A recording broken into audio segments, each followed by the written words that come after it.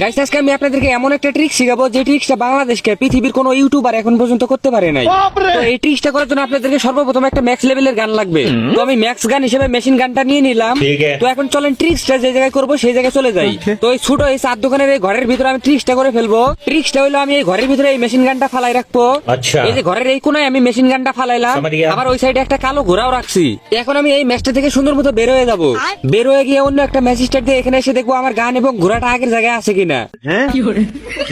তো এই দেখেন আমি বের হয়ে গেছি, আবার নতুন করে একটা ম্যাচ স্টার্ট দিছি।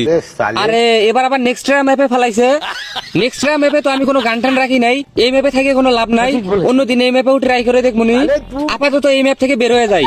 তো নেক্সট ম্যাপ থেকে বের হয়ে আমি আরেকটা ম্যাচ স্টার্ট দিয়ে দিছি। এবার আবার বারমুডা ফালাইছে।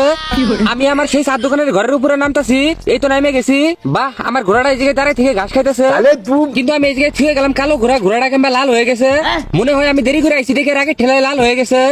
সমস্যা নাই, ঘোড়া হইলেই হয়। এখন দেখি আমার গানটা আছে কিনা। কিরে আমার মেশিন গান কো? মেশিন গানের বদলে মিনি ইউজি পরে আছে। এটা তো হওয়ার কথা না।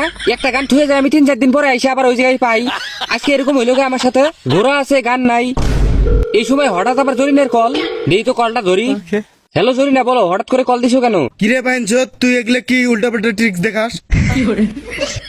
এগুলো কি আমাকে কইলা? হ্যাঁ হালা তোরে কইছি, নেক্সট টাইম এলে ট্রিক্স দেখালে ঠেলা মেরে তোর খেলা শেষ করে দিমু।